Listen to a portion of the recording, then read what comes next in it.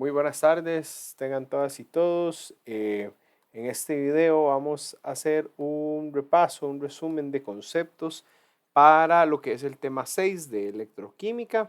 La idea de este video es que podamos revisarlo previo a la clase en aras de que junto con la parte práctica que ya hemos revisado en la clase anterior, podamos darle una base más sólida y consistente a los conceptos de electroquímica y que por ende podamos centrarnos en desarrollar ejercicios durante el espacio de clase de una forma más holgada o expedita, ¿ok? Entonces, inicialmente, recordarles que en esta unidad de electroquímica vamos a estar trabajando o estudiando mucho lo que son las reacciones redox, ¿verdad? Habíamos hablado que las reacciones redox son reacciones de reducción y oxidación. Entonces, el proceso clave acá es que hay una transferencia de electrones, ¿cierto? La reducción como tal era un proceso en el que una especie gana electrones, mientras que en la oxidación hay una especie que pierde electrones. Podríamos generalizarlo de la siguiente manera. Una especie A que está en su estado de oxidación reducido interacciona con una especie B que está en su estado de oxidación más oxidado, o bueno, no necesariamente más oxidado, pero sí tiene un estado de oxidación mayor en comparación con la forma en la que termina en los productos. En este caso tenemos serio 4, está más oxidado que el serio 3, aquí hubo un proceso de reducción, y caso contrario sucede con el hierro.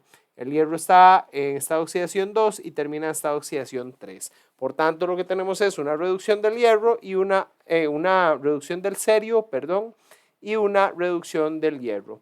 En clase ya habíamos hecho el ejemplo específico de cómo balanceamos esta ecuación, ¿ok? Porque acá es muy importante considerar que en las reacciones redox no tomamos en cuenta lo que es, o bueno, no tomamos únicamente en cuenta masa, porque en masa diría alguien, bueno, tengo un mol y un mol de serio, tengo un mol y un mol de hierro, pero esa ecuación química tal cual está presente ahí no estaría balanceada si no hacemos un chequeo de las cargas, ¿ok? En este caso, casualmente termina siendo el balanceo termina siendo equimolar, ¿verdad? O sea, un mol de cada una de las sustancias, porque nótese que para la reducción del hierro se requiere un electrón, mientras que para la oxidación del hierro se genera un electrón. Por tanto, la cantidad de electrones son iguales y yo puedo combinar estas ecuaciones. Una forma muy sencilla de saber si la reacción redox está debidamente balanceada es verificar las cargas. 4 y 2 son 6 positivas, 3 y 3 son 6, 4 y 2 son 6 positivas, 3 y 3 son 6 positivas también. ¿Ok? Entonces, uno de los temas clave siempre es que nosotros podamos ser capaces de, que podamos ser capaces, ya, listo, que podamos ser capaces de identificar esos procesos de oxidación y reducción y además que podamos hacer esa separación, ¿ok? Entonces, en una reacción en donde se oxida el magnesio en presencia de oxígeno, tengo que tener la capacidad de plantear la media o la semi-ecuación de oxidación para el magnesio y la semi-ecuación de reducción para el oxígeno, ¿ok? No nos olvidemos que en los procesos electroquímicos siempre hay una energía que es liberada en caso de que la reacción sea espontánea, y si es espontánea, pues va a liberar la energía, como les decía anteriormente, y por tanto usualmente va a ser utilizada en procesos electroquímicos de pilas galvánicas, etc. Los procesos electroquímicos también pueden requerir energía eléctrica y en este caso serían reacciones no espontáneas. Hay aplicaciones muy interesantes en donde se deben de utilizar celdas electrolíticas, o sea, en donde tengo que aplicar electricidad al medio para que se dé la reacción. Eso se utiliza mucho también en algunos casos en lo que es, bueno, vamos a ver, cuando quiero, esto es un proceso industrial más general, cuando quiero depositar un metal sobre una pieza, o sea, quiero que un metal que está disuelto en una disolución quede específicamente en una pieza adherido como el metal en su estado de oxidación cero.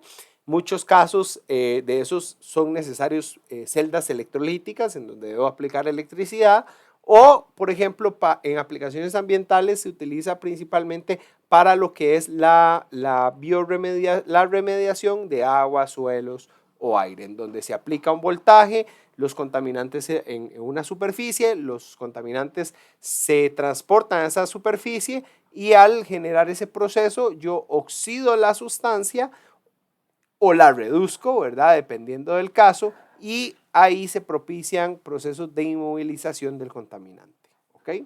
Entonces, eso digamos, para darles un contexto. Conceptos previos importantes, ya lo conversábamos en la clase. Es necesario que sepamos identificar los estados de oxidación de las especies involucradas. Eso ya hicimos un repaso práctico de cómo hacerlo.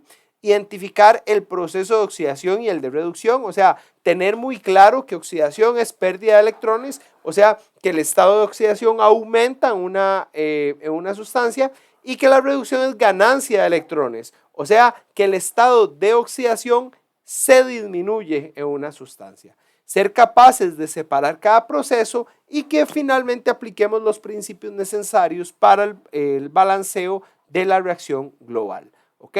Acá les estoy dejando un ejemplo. Igual ya en la clase anterior hicimos varios ejercicios numéricos que me gustaría que repasen, pero de igual forma, dado que no, digamos, como que lo hicimos en clase, ¿verdad? Mi idea sería que acá también les quede un ejemplo, ¿ok? Entonces traté de hacérselos más detallado, ¿verdad? Ok, primero un ejemplo, voy a repasarlo nada más, la oxidación de hierro 2 a hierro 3 por reacción química con el dicromato en una disolución ácida. Entonces tenemos que escribir la ecuación no balanceada, ¿verdad? Un hierro, se oxida hierro 3 en presencia de dicromato y se genera cromo 3 como parte de la reducción del hierro. ¿Cómo hacemos cómo hacemos las separaciones de los procesos? Muy sencillo. ¿Quién se oxida? Hierro. ¿A qué se oxida? A hierro 3. ¿Quién se reduce? El dicromato. ¿A qué se reduce? A cromo 3. Importante que sepamos identificar los estados de oxidación de las especies. Hierro 2, hierro 3, no hay pérdida. Habíamos visto el procedimiento, ¿verdad? Todas las cargas del dicromato tienen que ser igual a -2. El oxígeno, a excepción de cuando es oxígeno molecular o a excepción de cuando es peróxido, siempre está en forma de óxido y por ende es -2. 7 por -2, -14. O sea, aquí debería haber un 12 para que cierren -2. Quiere decir que como son dos cromos, cada cromo es estado de oxidación 6 y aquí cromo 3 más, ¿ok? Esto, insisto, es un repaso, está ya bien practicado desde la primera clase, ¿ok? Además, insisto, recuerden, para que desempolvemos un poco, estos son algunas cositas que a veces, bueno, a veces no, siempre lo vemos en fundamentos de química, ¿ok? Entonces es como para repasar y desempolvar un poquito ese asunto, ¿ok? Balanceamos los átomos en cada una de las reacciones, ¿verdad? En este caso habría que balancear los oxígenos y los hidrógenos en cada semireacción cuando corresponda, ¿ok? Y también recordarles que, bueno, se añaden H más si es medio ácido o se añaden OH menos si es medio básico. Y siempre para equilibrar el desbalance de oxígenos o de hidrógenos voy a añadir aguas, ¿ok? Según corresponda. Muy importante el sentido electroquímico, ¿verdad? Lo que yo les decía que a mí me gusta nombrar como sentido electroquímico, llámese que tengo que poner dónde van los electrones en productos o en reactivos. Alguien por ahí trató de generalizar cómo hacíamos eso. Bueno, recuerden que la oxidación es pérdida de electrones, o sea, en la oxidación los electrones siempre deben de estar en los productos, mientras que la reducción, dado que es ganancia de electrones, siempre los electrones deben de estar en los reactantes, ¿ok? Un último paso, después de que ya vemos que están balanceadas cargas, 2 positivas, 3 positivas y una negativa, 2 positivas, o sea, tengo tanto las mismas especies en izquierda y en derecha y las cargas son iguales para cada una de las semiecuaciones, tengo que notar que si yo sumo reactantes y sumo productos, los electrones no se me van a cancelar. Y como no se van a cancelar, yo debo de multiplicarlas de forma adecuada en aras de que cuando las sume se cancelen. Entonces, esta de acá arriba debo de multiplicarla por 6 para que me queden 6 electrones y esta de abajo la multiplico por 1, ¿ok? Entonces hago ese proceso tal cual y luego puedo proceder a sumarlas. Cuando yo las sumo, nótense en que los electrones se cancelan. Mucho cuidado, en algunos casos me va a quedar H más tanto en productos y en reactivos, entonces tengo que ver cómo los cancelo adecuadamente, ¿ok? Y finalmente tenemos que balancear o verificar que tanto las especies, 2 cromos, 6 hierros, 14, 7 por 2, 14, 7 oxígenos, todas las especies estén adecuadas, digamos, balanceadas, pero las cargas también, 6 por 3, 18 positivas y 2 por 3, 6 positivas, 24 positivas en total y 14 por 1 son 14, menos 2 son 12 y 6 por 2, 12, 12 y 12, 24 cargas en ambos lados. La reacción química está debidamente balanceada. Insisto, eso se los dejé como puntualizado, pero en la clase hicimos muchos ejemplos. Les pedí que recordaran y que desempolváramos esos conceptos que generamos en el curso de Fundamentos de Química. ¿Ok? Es clave hacer esto. Es muy clave porque para lo que se viene, para calcular potenciales estándar de celda y demás, vamos a requerir de estos conocimientos sí o sí. ¿Ok? ¿Qué es una celda electroquímica entonces? Una celda electroquímica es un sistema en el cual se dan este tipo de reacciones redox y yo puedo medir cuál es la energía que está, la energía química involucrada en ese proceso. ¿Ok? Por representación esquemática, siempre en el ánodo o siempre a la izquierda vamos a tener el ánodo y siempre en la derecha vamos a tener el cátodo. ¿Qué es ánodo y qué es cátodo? El ánodo es en donde se da la oxidación, ya les decía, por eso es muy importante saber qué es oxidación y cómo identificarla. Y en el cátodo se va a dar la reducción, ¿ok? Un tip que yo siempre les paso es, no se olviden, ¿qué va primero? ¿La A o la C? La A, entonces va a la izquierda, luego la C. ¿Y qué va primero? O R. O, entonces oxidación, reducción. No se les olvidaría, sí lo recordamos bastante bien, ¿ok? ¿Qué es lo que sucede en la oxidación? Bueno, en este caso tengo un electrodo zinc en contacto con una disolución de zinc, un electrodo de cobre en contacto con una disolución de cobre y un puente salino, ¿ok? Estos iones no participan directamente en la reacción electroquímica, ¿ok? Es nada más un puente salino en donde se balancean las cargas, porque aquí nótese, en este ánodo, nótese que se va a dar un proceso de oxidación. O sea, el zinc en estado de oxidación 0 va a empezar a formar zinc estado 2 más, ¿ok? Estado de oxidación 2 más. O sea, se generan cationes. Entonces, este puente salino tiene que balancearme la neutralidad de la disolución con aniones. Y caso contrario, acá, más bien se da la reducción. El cobre 2 más en la disolución recibe estos electrones y estos electrones, reaccionando con este cobre, van a generar cobre en estado de oxidación 0, tal y como muestran estas ecuaciones. Por tanto, estoy perdiendo cationes. El puente salino me va a aportar esas cargas o esos equivalentes catiónicos al medio, ¿ok? Eso vendría siendo una celda electroquímica a grandes rasgos, ¿ok? La diferencia de potencial que va a haber entre el ánodo y el cátodo podemos llamarlo de diferentes formas. El voltaje de la celda, la fuerza electromotriz, el potencial de celda. Ya vimos cómo usualmente se muestran, ¿ok? Esta es una imagen de cómo se vería específicamente en el laboratorio, ¿ok? Y el diagrama de celda que hacemos de forma escrita, bueno, esto sería la reacción. Un zinc reacciona con un cobre para formar cobre estado de oxidación 0 y generar zinc estado de oxidación 2 más. En este caso estamos asumiendo que las disoluciones son 1 molar. La representación de la celda vendría siendo como se ve acá. Primero se pone electrodo, un slash significa separación de fases, ¿ok? fase sólida, fase líquida, la disolución de zinc. El doble slash sería puente salino, o sea, estoy pasando al otro sistema. Tengo la disolución líquida de cobre, interfase, tengo el electrodo de cobre. Esa vendría siendo la representación esquemática de la celda. ¿Qué tipos de celdas tengo? Tengo celdas galvánicas o voltaicas.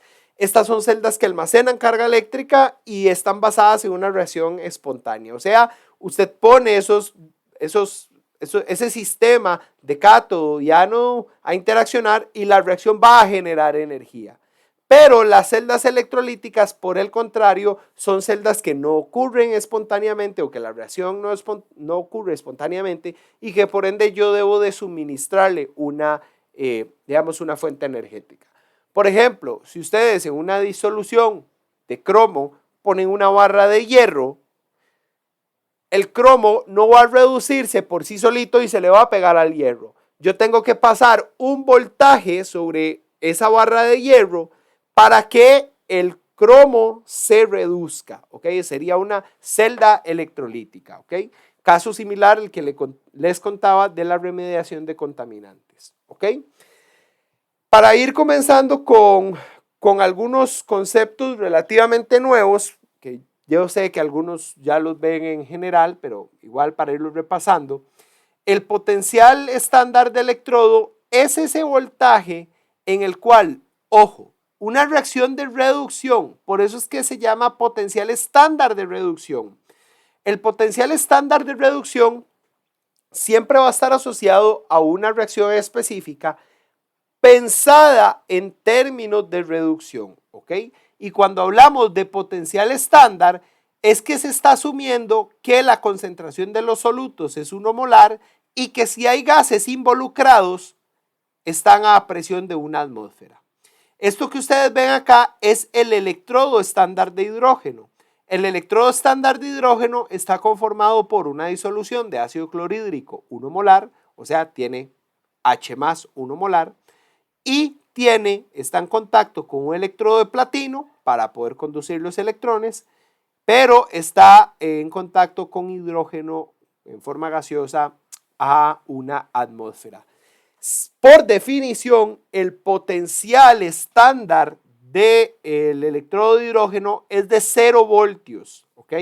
Entonces, ¿para qué esto? Para que más o menos entiendan cómo es que se definen estos potenciales estándar de electrodo.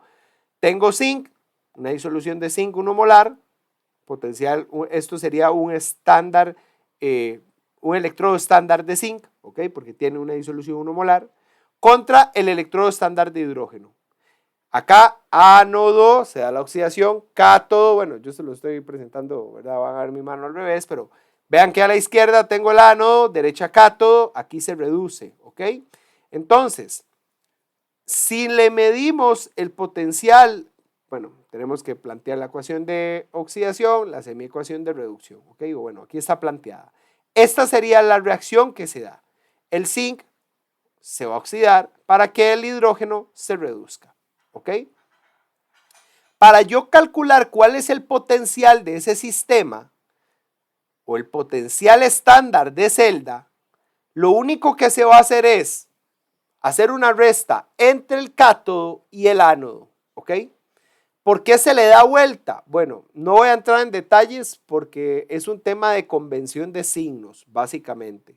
Pero lo que tenemos que entender es que para calcularlo tenemos que siempre poner el potencial estándar del cátodo menos el potencial estándar del ánodo. Y esto porque voy a tratar de explicarles muy brevemente en aras de no hacer de no hacerlo muy complejo el tema de la convención de signos.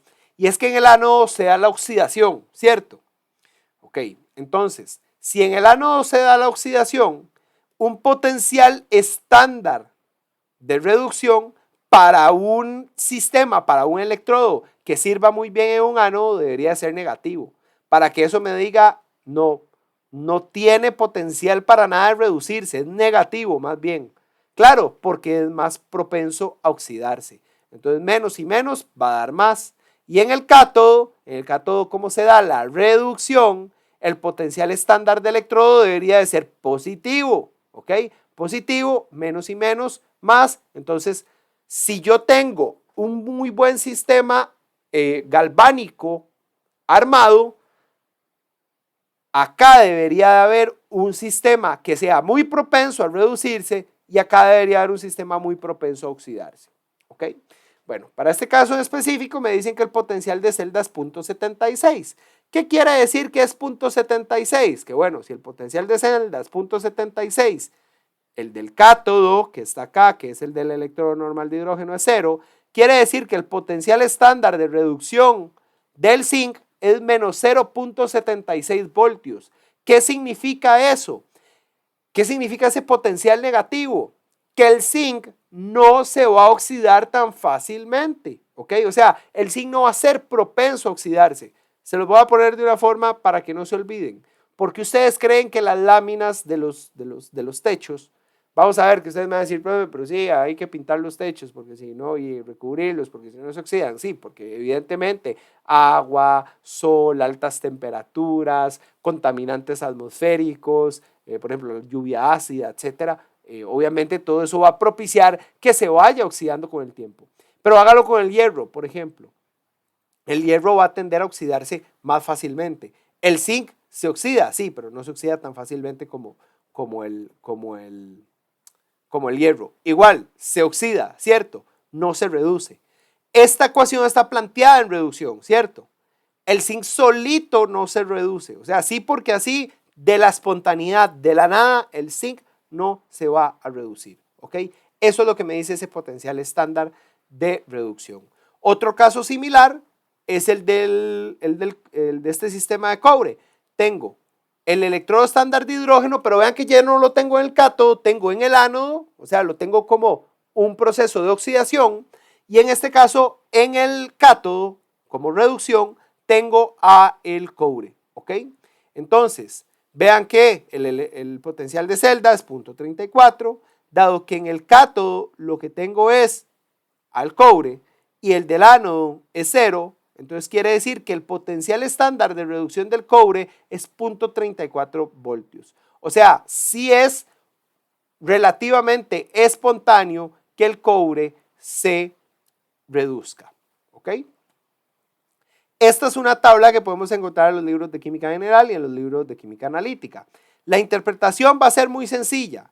Entre más alto sea el potencial estándar para la reducción, como lo dice la palabra, reducción, o sea, se va a tender a reducir más fácilmente, ¿ok? Entre más bajo sea, no se va a reducir, se va a tender más bien a oxidar. Y nada más les dejo de último, el litio. ¿De qué son las baterías que ustedes tienen en su celular? La gran mayoría de pilitas que son así bastante chiquititas son de ion litio. ¿Por qué? Porque el litio se oxida súper fácil. Ustedes van a decir, pero ¿y cómo se reduce? ¿Qué hacen ustedes cuando pegan acá la corriente? Tienen que poner energía. Esa energía está haciendo que esta reacción ocurra. Porque vean que el litio no se reduce espontáneamente. Yo tengo que cargar la batería, tengo que meterle energía para que el litio se reduzca y ahora otra vez el litio se empieza a oxidar, genera electrones y eso es lo que me alimenta mis dispositivos electrónicos, por ejemplo. ¿Ok?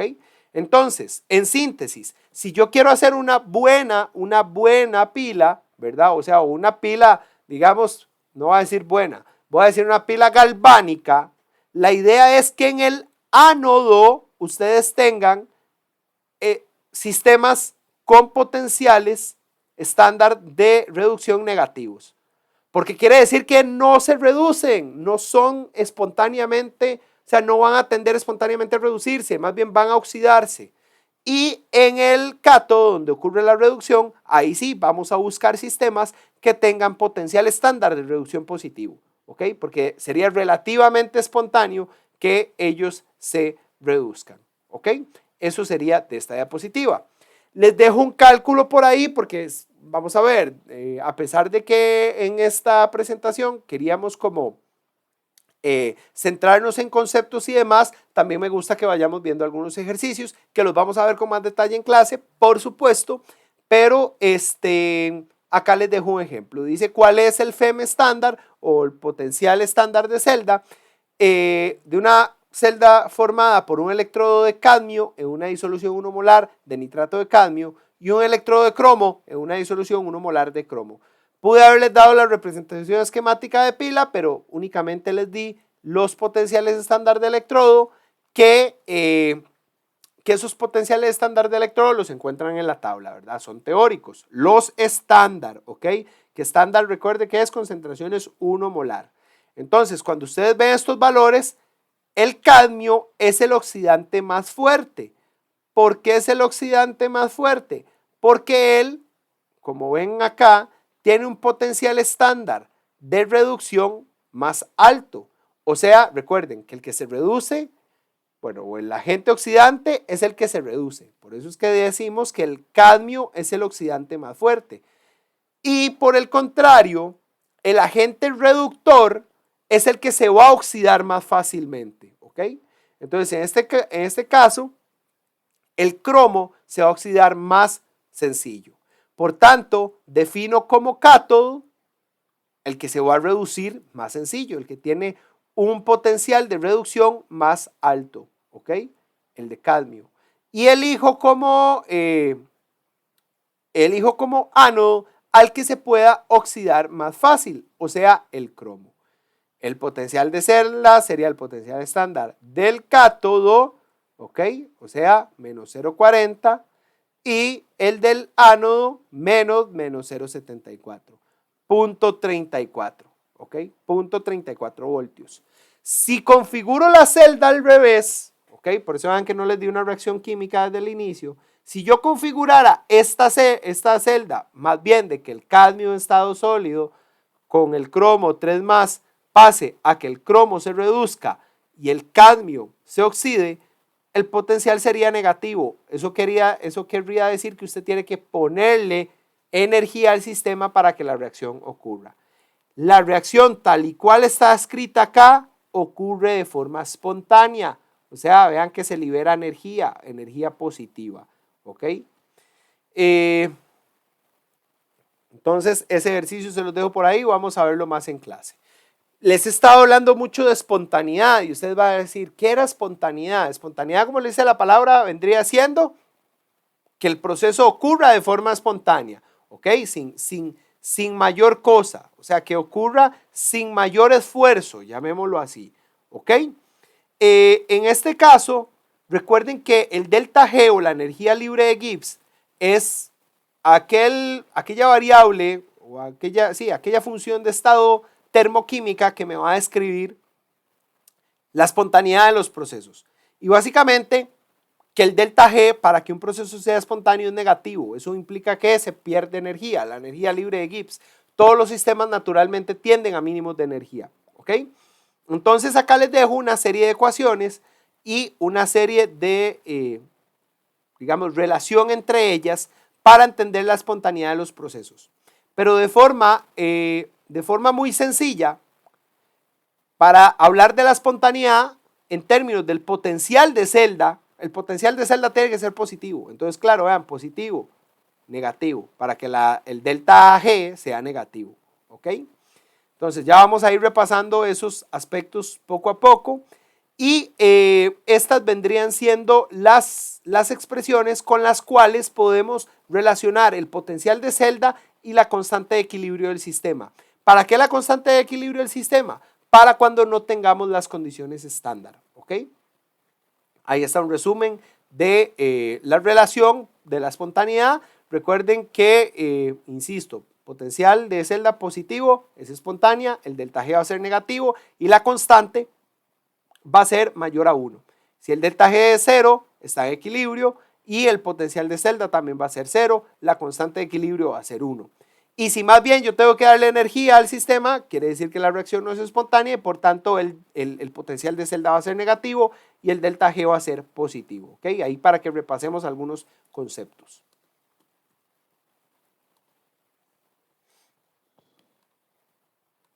Okay. ¿Cuál es la constante de equilibrio para la reacción siguiente? A 25 grados Celsius. El hierro se reduce a hierro, estado de oxidación 0, y la plata se oxida a ion plata. ¿Okay? Entonces, el potencial de celda, el potencial estándar, yo puedo calcularlo Estos valores yo los saco de la tabla, ¿ok? Yo estos valores los saco de la tabla. Lo único que tenemos que tener en consideración, ¿verdad? Es que indistintamente, aunque yo esté poniendo este en oxidación, igual utilizamos el valor de 0.80 que viene en la tablita. Y vean que acá está el de la plata, la reducción para la plata.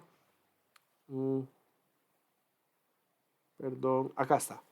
Plata, la reducción de plata 0.80, ¿ok? 0.80 para la reducción de la plata. Perdón, ya casi estamos terminando. ¿Ok? Entonces, vuelvo al puntero. Vean que a pesar de que la estoy poniendo de oxidación, sigo utilizando el potencial estándar, en términos de reducción, 0.80, ¿ok? Solo que noten que estamos tomando, el hierro se está reduciendo, entonces por eso es que lo estamos poniendo como reducción, y la plata se está oxidando, por eso es que estamos derivando esta oxidación. ¿Se acuerdan que les decía que es clave poder identificar cuántos electrones hay de por medio? Y que por ende era clave que a pesar de que ustedes tengan la ecuación redox balanceada, es clave que podamos separar las semiecuaciones. Porque noten que tengo que identificar cuántos electrones hay de por medio. ¿Por qué? Porque vean que aquí yo tengo que en esta ecuación incluir el n, el número de electrones. ¿Ok? Entonces, la constante de equilibrio la derivo o la, digamos, encuentro a partir de esta expresión. ¿Cuál sería el potencial estándar de celda? Simple y sencillamente voy y lo saco a la tabla, cátodo menos ánodo, ¿ok? Menos 0.44, menos 0.80, menos 1.24. O sea, esta reacción no ocurre de forma espontánea. La plata no se va a oxidar en presencia de hierro, ¿ok? Porque el hierro no va a reducirse por sí solito. El hierro más bien tiende a oxidarse, ¿ok? Si lo hubiera planteado al revés, me hubiera dado el mismo valor, pero en términos positivos. Y como esto no es espontáneo, quiere decir que la constante de equilibrio va a ser bastante menor de 1. ¿Ok? Ese es otro de los ejemplos.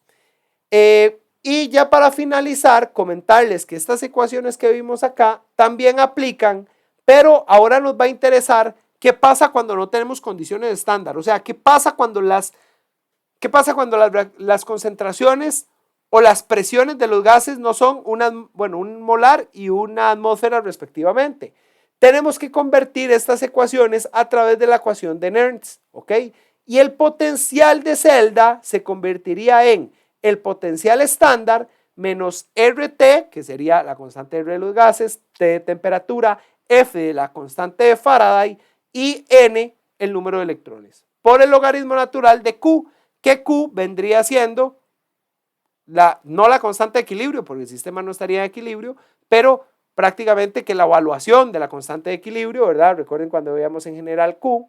Y este RTF lo vamos a simplificar a 0,0257 si usamos logaritmo natural o a 0,0592 si usamos logaritmo en base 10. Cualesquiera de estas dos ecuaciones pueden utilizarlas indistintamente como la ecuación de Nernst. Lo importante va a ser plantear adecuadamente la constante de equilibrio y el número de electrones, identificarlo muy bien de la ecuación química, separando las semiecuaciones de oxidación y las semiecuaciones de reducción. ¿Ok? Entonces, esto, aquí les dejo otro ejercicio en donde les muestro qué sería lo que haríamos. Nos preguntaríamos si la siguiente reacción ocurriría de forma espontánea. Insisto en que a pesar de que ya está balanceada, un hierro, un cadmio, dos cargas positivas, vamos a tener que siempre sacar la semiecuación de oxidación para identificar el número de electrones y la semiecuación de reducción, ¿ok? El potencial estándar de celda, y bueno, en el caso de las evaluaciones yo les daría estos potenciales o pueden tener la tabla a mano. El potencial estándar de celda sería menos 0.044. Y acá, en este caso, vean que tomo esta ecuación, tal cual se las di en la diapositiva anterior. El potencial estándar de celda ya lo calculé. Y el Q vendría siendo la constante, que la constante en este caso básicamente sería la concentración de cadmio, porque hierro y el cadmio, dado que son sólidos, se sacan de la ecuación. 0,01 molar entre 0,60 molar, ¿ok? Y me da un valor de 0,013, indicándome que es espontánea. Este ejercicio lo puse adrede para que veamos que a pesar de que un proceso bajo condiciones estándar no es espontáneo, debido a las variaciones en concentración, yo podría llegar a obtener un proceso que sea espontáneo. Evidentemente, este está muy bien seleccionado en el sentido de que fue un sistema que su potencial estándar estaba prácticamente llegando a cero. Entonces, claro, esas variaciones de concentraciones van a hacer o me van a permitir convertir el proceso espontáneo. ¿Ok? Entonces, para cerrar la preclase, la idea es que repasemos todos los conceptos que vimos anteriormente, revisemos estos ejercicios que serían un poquito sencillos y que se los dejo resueltos para que en la clase podamos con más soltura y con más confianza hacer ejercicios un poco más complejos, tanto digamos en profundidad como en cantidad. ¿Ok? Entonces les agradezco su atención. Saludos.